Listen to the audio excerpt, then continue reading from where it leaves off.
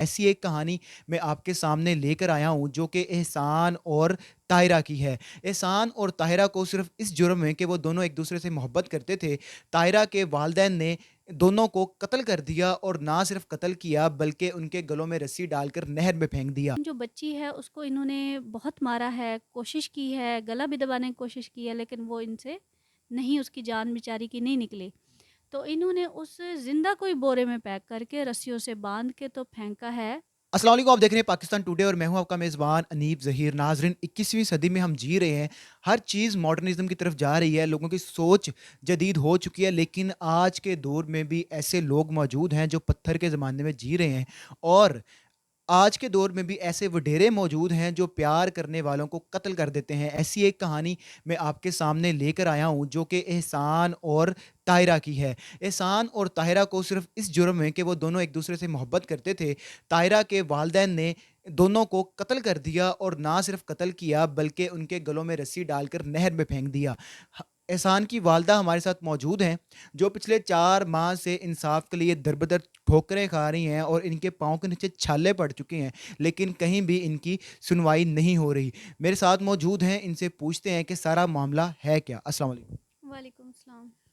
اچھا میم، اب یہ بتائیے گا کہ احسان محبت کرتا تھا، جس لڑکی سے محبت کرتا تھا وہ لڑکی کون تھی، اور جنہوں نے قتل کیا اس لڑکی کا ان سے کیا تعلق تھا، ان لوگوں کا احسان سے کیا تعلق تھا؟ جی، احسان طاہرہ کو پسند کرتا تھا، دونوں بچے ایک دوسرے کو صاف ظاہر لائک کرتے تھے، ہماری برادری میں ہی یہ بچی تھی۔ اور جو بچی ہے اس کے چاچو جو ہیں انہوں نے، اور بچی کے جو والد صاحب ہیں، ان سب کی ملی بھگت سے بچوں کو اٹھایا گیا ڈیفرنٹ پلیسز سے، پھر ان کو مارنے کے بعد ان کی لاشیں جو ہیں نہر احمد باغ میں باندھ کے پھینک دی گئی۔ یہاں پہ آپ دیکھ لیں کہ ظلم کی انتہا، یہاں پہ دیکھ لیں کہ بچے کو تو صاف ظاہر ہے اس کی تو ڈیتھ پہلے ہی ہو چکی تھی۔ جب انہوں نے مارا ہے تو وہ نہیں برداشت کر سکا، ان کا ٹارچر بھی اور گلا دبانا بھی سب کچھ، لیکن جو بچی ہے اس کو انہوں نے بہت مارا ہے، کوشش کی ہے، گلا بھی دبانے کی کوشش کی ہے، لیکن وہ ان سے نہیں، اس کی جان بیچاری کی نہیں نکلی۔ تو انہوں نے اس زندہ کوئی بورے میں پیک کر کے رسیوں سے باندھ کے تو پھینکا ہے۔ اور دیکھیں، یہ لوگ غیرت کرتے ہیں، عزت کرتے ہیں، کیا کوئی اپنی عزت اس طرح سے نہروں میں بہاتا ہے؟ چادریں اتار کے اس طرح سے پھینکتا ہے کہ دوسرے جا کے اٹھائے؟ بیٹیاں اس لیے پیدا ہوتی ہیں کہ بیٹیوں کو ذلیل کیا جائے، مارا جائے، اپنی انا کے لیے، اپنی ایگو کو، اپنی انا کو تسکین دینے کے لیے سب کچھ کیا گیا ہے، وڈیرہ شاہی قائم رکھنے کے لیے سب کچھ کیا گیا ہے، اپنے علاقے میں دھاک بنانے کے لیے سب کچھ کیا گیا ہے کہ ہم جی اتنے پاورفل ہیں۔ آپ لوگ پاورفل نہیں ہیں، آپ لوگ وڈیرے نہیں ہیں، آپ لوگ طاقتور نہیں ہیں، آپ لوگ کافر ہیں، آپ لوگ اسلام دین کے درجے سے گر چکے ہیں، آپ لوگ انسانیت کے درجے سے گر چکے ہیں۔ کس بات کا آپ لوگ لے کے کیس لڑ رہے ہیں؟ یہی کہ ہم نے اپنی بچی کو بے پردہ کر کے مارا، اس بات کا کیس لڑ رہے ہیں، اور اوپر سے اپنے آپ کو کوشش کریں کہ بے گناہ لکھوائیں۔ یہ کس قسم کا انصاف ہے بھئی؟ کیا کرنا چاہ رہے ہیں؟ اور آج اگر ان عدالتوں سے بچتے ہیں، قانون سے بچتے ہیں، لوگوں سے بچ جاتے ہیں، تو کیا اللہ کی بارگاہ سے بچو گے؟ وہ عدالت تو قائم ہی ہے، اس نے تو حق کرنے ہی کرنا ہے۔ آج اگر وہ آپ کا سانس بند کر دے، رب پروردگار آج آپ کا سانس بند کر دے، تو کہاں جائیں گے؟ کس سے مانگیں گے زندگی؟ پھر کہنا آپ کا وڈیرہ شاہی آپ کو زندگی دے، پھر کہنا آپ کی پوسٹ آپ کو زندگی دے، پھر کہنا کہ آپ لوگوں کا روب، آپ لوگوں کی ایگو آپ کو زندگی دے۔ اچھا، مجھے ایک بات بتائیں، جیسے آپ نے بھی بتایا کہ وہ ہماری برادری ہے، وڈیرے ہیں لیکن آپ کی برادری ہے، اس کے باوجود کیا وجہ تھی کہ انہوں نے اس لڑکی اور لڑکے کو ایک نہ ہونے دیا، قتل کر دیا؟ ہماری جو پوزیشن ہے ان سے کافی ویک ہے، پیسوں کے لحاظ سے؟ پیسوں کے لحاظ سے، پوسٹ کے لحاظ سے۔ ہم لوگ سیاست سے دور دور سے، ہمارا کوئی واسطہ نہیں ہے، ٹھیک ہے، ہم غریب لوگ ہیں، محنت مزدوری کر کے کھانے والے لوگ ہیں، اور وہ لوگ کافی بااثر ہیں۔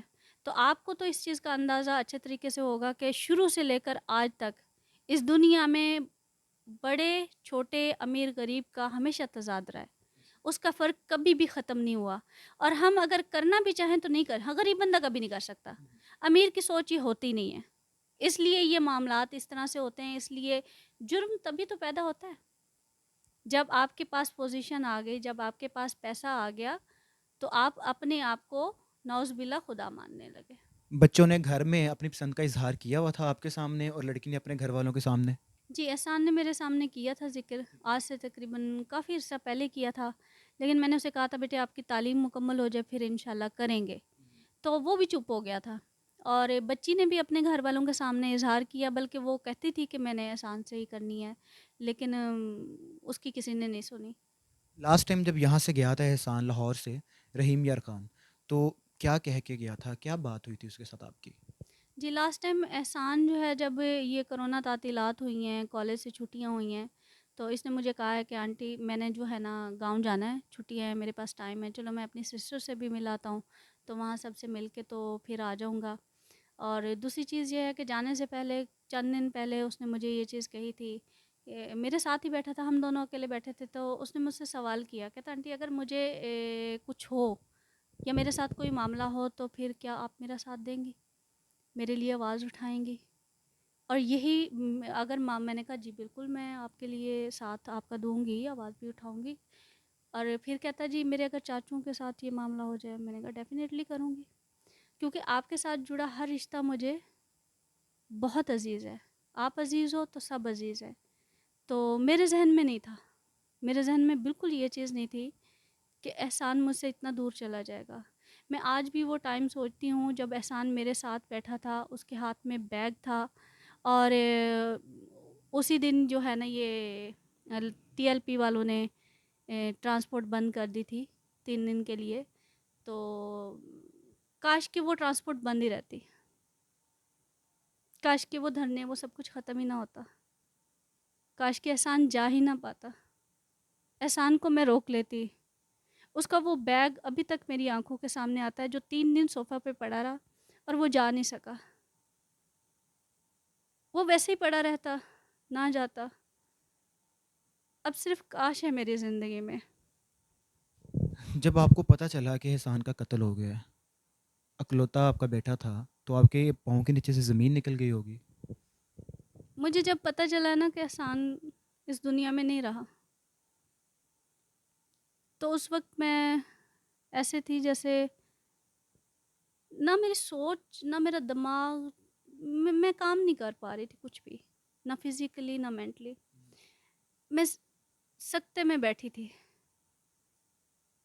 مجھے نہیں پتا تھا کہ مجھے یہ میرا جو یہاں پہ بھتیجا میرے ساتھ رہتا ہے وہ مجھے کس طرح سے یہاں سے لے کر گیا ہے، کس طرح سے ٹکٹس کروائی ہیں، کس طرح سے میں وہاں پہ پہنچی ہوں۔ اور جب احسان کے گھر کے گیٹ کو میں نے کراس کیا ہے تو میں نے چیخنا شروع کر دیا۔ میں سارا راستہ چپ رہی 8 گھنٹے، صرف اپنے دماغ کو یہ تسلیم کروانے میں کہ احسان نہیں رہا، احسان نہیں رہا۔ لیکن جب میں نے دیکھا وہاں اتنے سارے لوگ، ہجوم، رونا دھونا، پھر مجھے لگا کہ احسان نہیں رہا۔